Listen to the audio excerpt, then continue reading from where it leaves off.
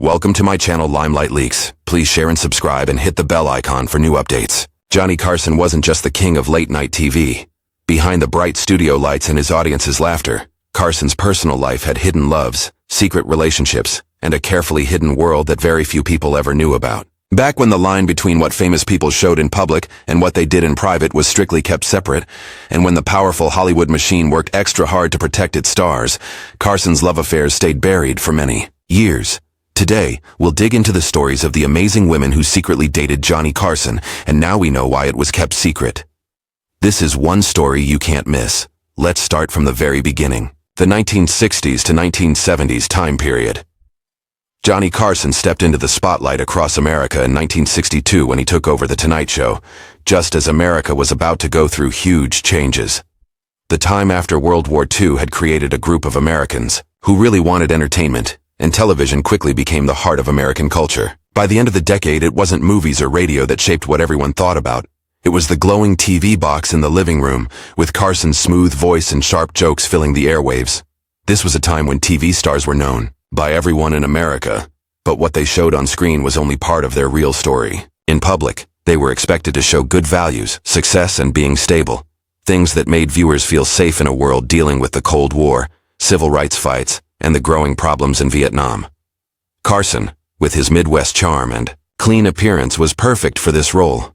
He was America's late-night friend, the man you could trust to make you laugh without saying anything offensive. His jokes could be clever, but they were never rude. His style was smooth but never inappropriate. But behind that polished outside appearance, Carson's private life was full of problems and confusing situations. Hollywood in the 1960s and 1970s was built on an unspoken rule of staying quiet, a culture where people protected each other and scandals were handled quietly, not exposed to the public. Affairs outside of marriage, drug problems, and personal failures were whispered about in industry groups, but rarely made it into newspapers. This keeping quiet was a smart business decision. Stars like Carson were like brands, and the studios, sponsors, and TV networks that made money from them had no interest in damaging those brands. Tabloid newspapers existed, of course, but they weren't yet the non-stop machine they would become in the 1980s and 1990s. Photographers like Ron Galella might have hidden outside restaurants or followed celebrities in New York and Los Angeles, but there was a line most reporters wouldn't cross. Newspaper editors knew when to bury a story. Publicists knew how to trade access for silence. Carson's own friend and fellow entertainer Frank Sinatra once said, "The press is like a pack of dogs. You throw them a bone, they'll leave you alone." And so the bones were thrown, tips about lesser known stars, stories that took attention away, and carefully planned stories that kept the real scandals in the shadows. This culture of keeping quiet was deeply connected to the male-dominated power structure of the entertainment industry. It was a boys' club in the truest sense, a closed world where powerful men like Carson, Sinatra, and Dean Martin could have affairs outside their marriages, drink heavily, and do other bad things without fear of public attention. Women, on the other hand, were expected to go along quietly or risk being called troublemakers or worse. Actresses like Angie Dickinson, who was rumored to have had an affair with Carson in the late 1960s or early 1970s, moved through this dangerous landscape with skill, understanding that keeping quiet was the price of getting into the inner circles of fame. Dickinson herself once told a reporter, "Hollywood's fake. We all play a part. And sometimes the part you play in private is different from the one you play on the screen." While she never publicly admitted her connection with Carson, the whispers were there, going around at private parties in Bel Air, heard by waitstaff at fancy restaurants like Chasen's or the Daisy on Rodeo Drive, where Carson was known to entertain guests. The tension between the public and private lives of stars was made stronger by the bigger cultural changes of the time. This was the age of the sexual revolution, a time when the old rules of right and wrong were being challenged by a generation eager to break free from the limits of the 1950s. Books like The Feminine Mystique came out in 1963. The counterculture rose up, and birth control spread, all contributing to a more open conversation about sex and relationships. Yet this openness was often selective. Stars like Carson, whose audience included middle America, had to move through the changing times carefully. They could hint at being cool enough to keep younger viewers interested, but they couldn't risk making older, more conservative viewers angry, viewers who watched religiously every night. So while the country was changing, Carson's on-air personality stayed safely non-political, comfortably non-threatening, and steadily clean-cut. This balancing act was made easier by the fact that there wasn't much invasive paparazzi culture yet. Photographers might wait outside hotspots like the Polo Lounge or the Troubadour, but they didn't yet have the technology tools or the freedom from editors to expose stars' private lives at the level that would become common decades later. There was no TMZ, no 24-hour digital media cycle demanding fresh content. Stories that did break, like Elizabeth Taylor's affair with Richard Burton during the filming of Cleopatra in 1962, were rare exceptions, not the rule, and they often broke because they were impossible to ignore. For someone like Carson, who carefully controlled his private and controlled image, the machinery of keeping things quiet worked just as it was designed to, keeping his affairs and personal struggles out of the headlines. Even those closest to Carson tended to protect him, sometimes out of loyalty, sometimes out of fear. Ed McMahon, his longtime sidekick and friend, often described Carson as a complicated person, warm and generous one moment, distant and moody the next. In his 2005 book Here's Johnny, McMahon wrote, "Johnny was a private man. Even to those of us who knew him well, there were parts of his life he didn't share." It wasn't until much later, as the media landscape broke apart and the old rules of celebrity began to fall apart, that the full picture of Carson's personal life started to come out. By then, the cultural landscape had changed. Today, we'll reveal the secret romantic life of Johnny Carson. Carson's 4 marriages. Johnny Carson's status as the undisputed king of late-night television came with a glow of power, charm, and influence that few could resist. Behind the curtain of The Tonight Show, Carson built an image of a witty, all-American gentleman, but in the tight-knit world of Hollywood, he was known as a man with a restless hunger for women. Carson's known relationships, especially his 4 marriages, including his stormy marriage with Joanna Holland from 1972 to 1985, barely scratched the surface of his romantic life. For context, his first marriage to Joan Jody Muriel Wolcott in 1949 was a classic post-war marriage that fell apart under the pressures of rising fame and his own changing personality. By the time they divorced in 1963, Carson's career had shot him into the national spotlight, and his personal life had already begun to break apart in private ways that the public never fully understood. Carson's second marriage, to model Joanne Copeland in 1963, happened at the same time as the huge rise of The Tonight Show. Copeland was poised, elegant, and socially skilled, a seemingly perfect match for Carson's new status as America's late-night king. Yet their marriage was full of problems. Carson's long working hours, his emotional distance, and whispers of his cheating ate away at their relationship, ultimately leading to a bitter divorce in 1972. The stormiest of all, however, was Carson's third marriage to Joanna Holland, a former model and socialite whom he married on September 30, 1972, in Santa Monica. This relationship happened during the height of Carson's fame, when The Tonight Show was at its peak, pulling in tens of millions of viewers. Holland was seen as a poised, sophisticated woman who could hold her own in the elite circles Carson moved in. Yet their marriage was famously turbulent, marked by public fights, Carson's admitted cheating, and a growing emotional gap between them. The media reported on their fancy lifestyle, such as Carson's $5 million Malibu home, and their high society parties, but the reality behind the scenes was far from glamorous. Holland famously filed for divorce on March 8, 1983, a move that caught even Carson off guard, leading to a bitter split finalized in 1985, with Holland getting a $20 million settlement. Years later, Holland thought back on her marriage, describing Carson as a man who could never truly be known. Carson's fourth and final marriage, to Alexis Moss in 1987, was strikingly different. Moss was a former stock brokerage employee, younger and less connected to the Hollywood scene, and their relationship, while lasting until Carson died in 2005, stayed mostly out of the spotlight. Some saw it as a quieter, more stable chapter in Carson's life, though by then, he had pulled back from the public eye, his career behind him, and much of the glitz stripped away. Yet these official marriages only tell part of the story, the rumored affair with Angie Dickinson. By the late 1960s and early 1970s, Angie Dickinson had built a reputation as one of Hollywood's most captivating leading ladies. Her breakthrough role as Feathers in Howard Hawks' Rio Bravo, opposite John Wayne, made her a sex symbol, but it was Policewoman, where she played the tough, street-smart Sergeant Pepper Anderson, that made her a household name. Dickinson wasn't just a pretty face.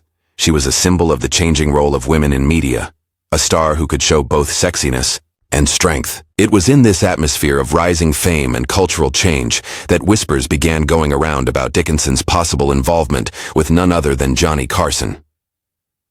Carson, by the early 1970s, was at the absolute peak of his stardom. The Tonight Show starring Johnny Carson regularly had over 15 million viewers a night, a huge number in any era. He was the undisputed king of late-night television, and his likable, polished image, charming yet reserved, witty but never too risky, made him a fixture in American living rooms.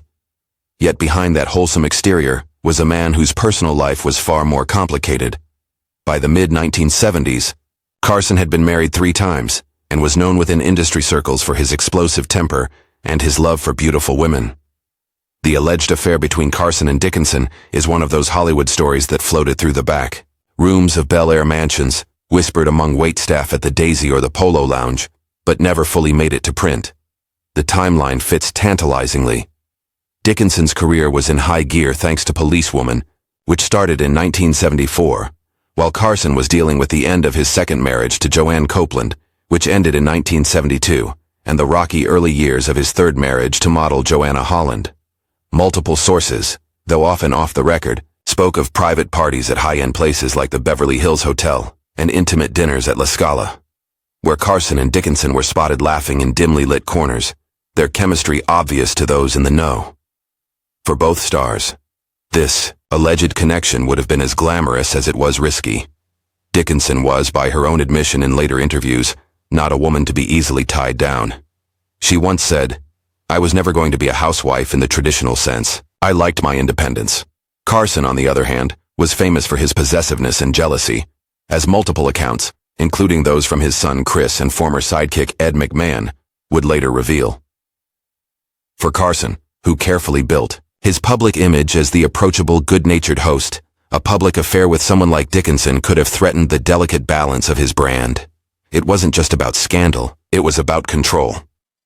Carson's show depended on keeping a certain kind of universal appeal, one that might not have survived the smell of impropriety that an exposed affair could bring.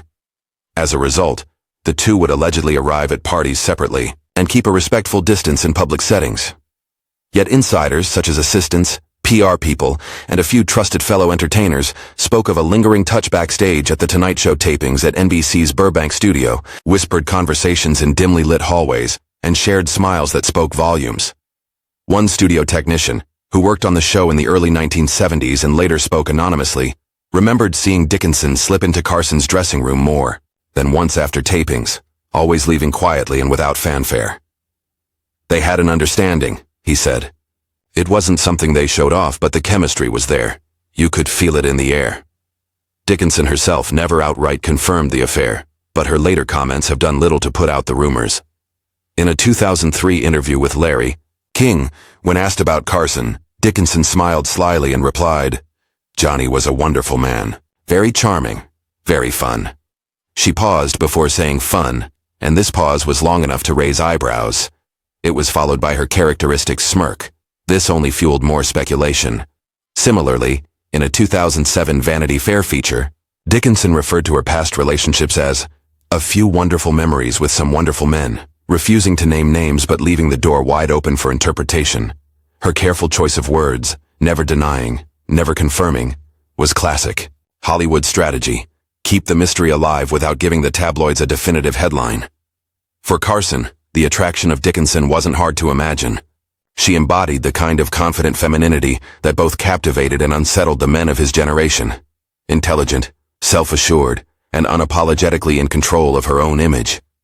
Yet the risk of exposure was real, and for a man who so jealously guarded his private life, any hint of impropriety could have threatened not just his marriage, but his entire empire. Carson's own reputation for being fiercely private is well documented. Ed McMahon once wrote, "Johnny had walls, big walls, and if you crossed them, you were out." That caution extended to his romantic life. Carson indulged his desires behind the scenes, but he did so with an understanding of the high stakes involved. What's perhaps most revealing is how this rumored affair has stuck in cultural memory even decades later. In the 1970s, such a story, had it broken wide, would have been a career-threatening scandal for both Carson and Dickinson. The media landscape of the time, though shifting under the pressures of the sexual revolution and the rise of countercultural voices, still kept a veneer of moral conservatism. But wait, Angie Dickinson wasn't the only one. Moving on, the brief fling with Marilyn Chambers. Marilyn Chambers was, in many ways, a lightning rod for the cultural contradictions of the early 1970s. A former mainstream model famously known as the fresh-faced mother on ivory snow detergent boxes. 99 and 44/100% pure, as the tagline read, Chambers would soon explode onto the national scene in a way that no one, least of all the family-friendly advertising world, saw coming. When Behind the Green Door came out in 1972, it was a cultural earthquake, a full-length, story-driven adult film featuring Chambers as the star. The shock wasn't just about the content, it was about her. The same woman who had held a baby on detergent boxes was now the face of a rising, albeit controversial, sexual revolution. Chambers, along with names like Linda Lovelace, became a symbol of the rapidly changing morals of the era. A flashpoint in the public debate over sexual liberation, pornography, and the boundaries of acceptable media.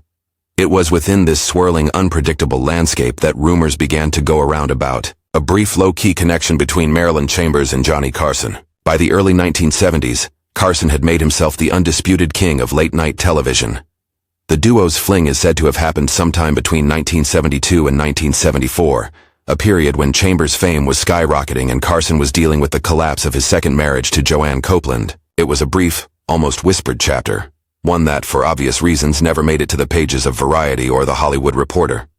According to a former Tonight Show staffer, who spoke anonymously in a 1990s interview for a look back on Carson's life, Chambers and Carson had a few casual private meetings. Nothing serious, just drinks, conversation, a little fun. The source added, Carson knew it couldn't go anywhere. Marilyn was a hot story, and Johnny couldn't risk the headlines. It was just a moment. Indeed, the stakes for Carson were incredibly high.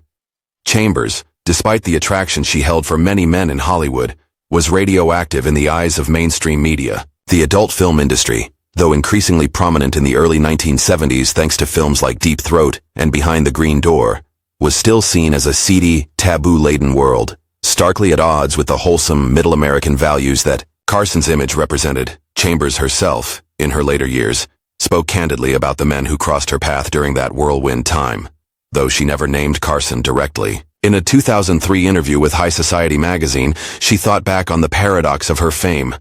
I was the girl next door, but I was also the girl they didn't want to talk about at dinner parties.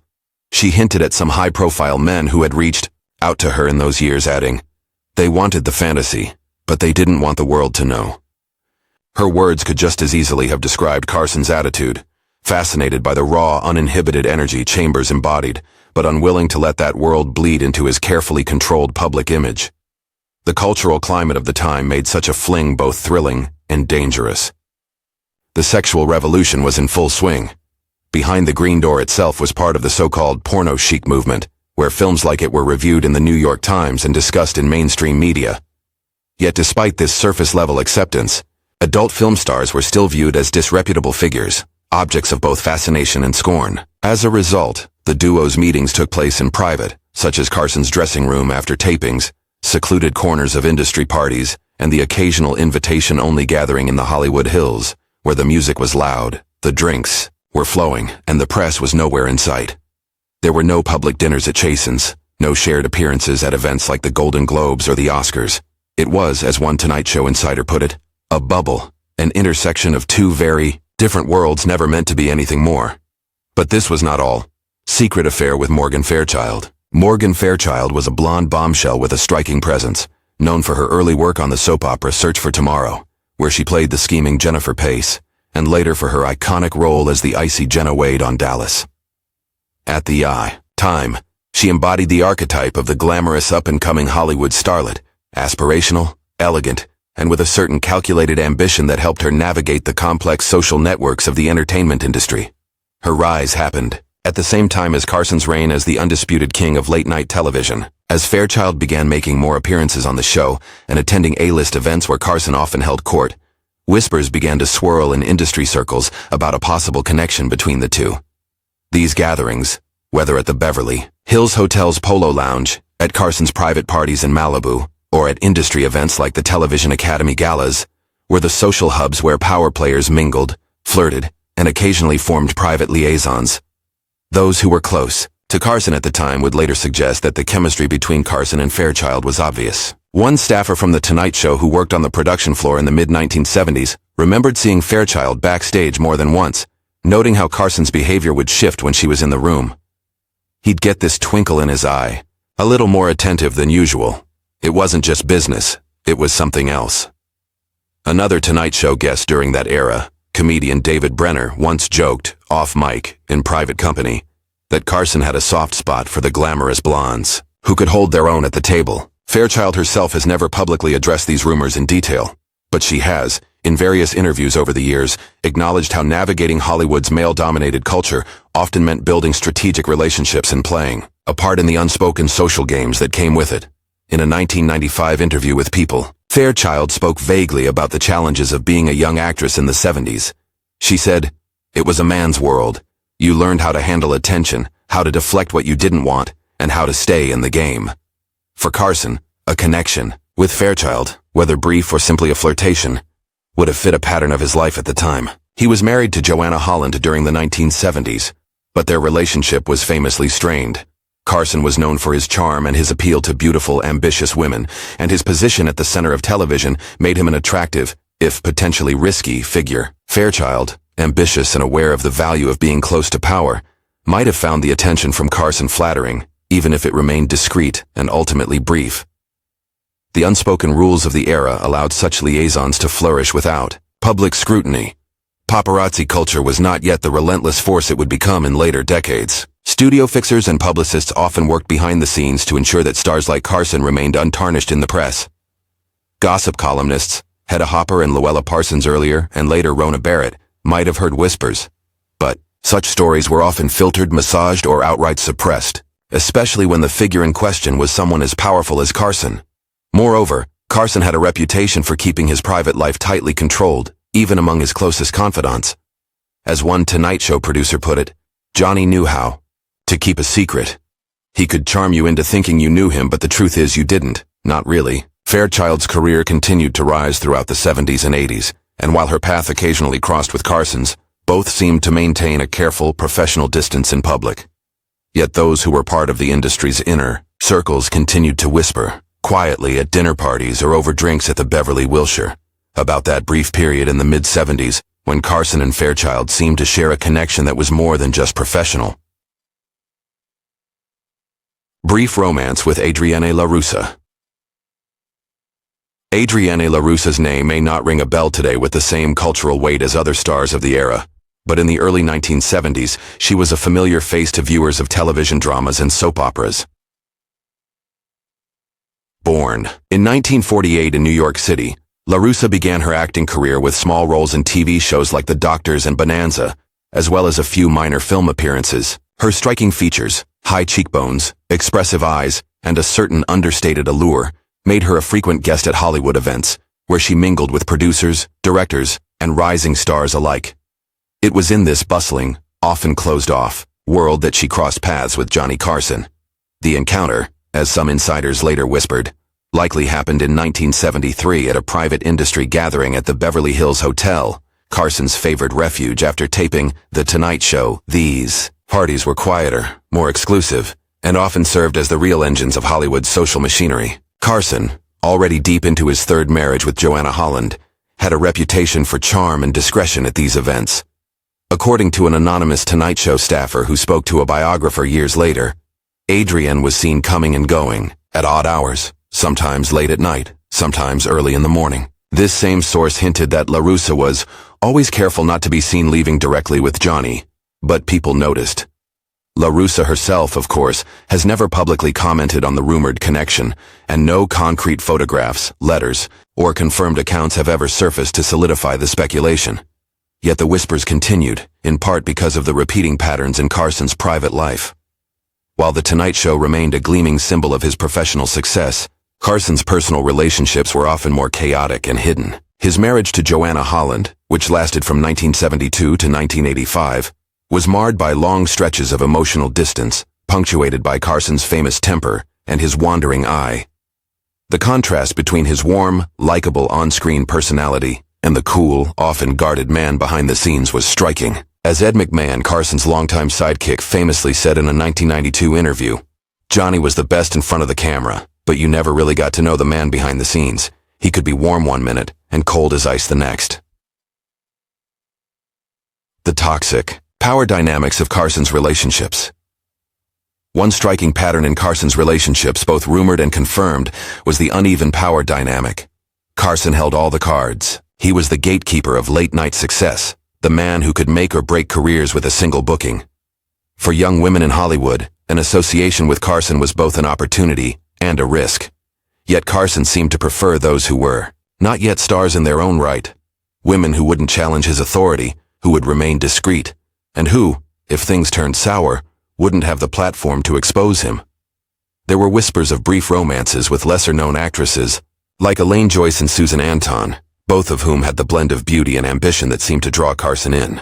Joyce, known for her appearances on game shows like Match Game and sitcoms in the early 70s, was seen by some insiders as a favorite of Carson's for a brief time. Anton, who gained fame in the mid-70s for her roles in films and as a model, was rumored to have had at least a flirtatious connection with Carson during her early rise. The culture of the time also worked in Carson's favor. The entertainment industry was, by and large, a boys' club, where powerful men protected each other's reputations and bad behavior. There was an unspoken understanding. What happened at industry parties or behind closed doors stayed there, unreported and unchallenged. Women who might have spoken out risked not only their own reputations, but also their chances of finding work, in an industry where men like Carson controlled the gates. Carson's romantic life also reflected his broader personal struggles. His marriages were famously volatile. Joanne Copeland, his second wife, endured years of neglect and alleged emotional abuse before their divorce in 1972. His third marriage, to Joanna Holland, began that same year, and although it appeared stable on the surface, insiders described Carson as distant and prone to sudden outbursts. Carson's friend, the comedian Dick Cavett, once remarked in an off-the-record conversation that Johnny could charm an audience of millions, but struggled to sit in a room with someone one-on-one. He was complicated, a man who wanted love but didn't know how to give it back. Carson, with his immense power as America's late-night king, was shielded by this machinery, while his own careful control over his private life and unpredictable temperament ensured that even those closest to him didn't dare speak out. This culture of silence, combined with a conservative public morality and a lack of invasive paparazzi, allowed him to maintain a pristine image as a charming, wholesome host, even as he quietly navigated a complex personal life behind the scenes. It wasn't until after he died in 2005, amid a more aggressive media climate that thrived on exposés, that many of these stories began to surface, shedding light on the hidden contradictions of one of television's most iconic figures.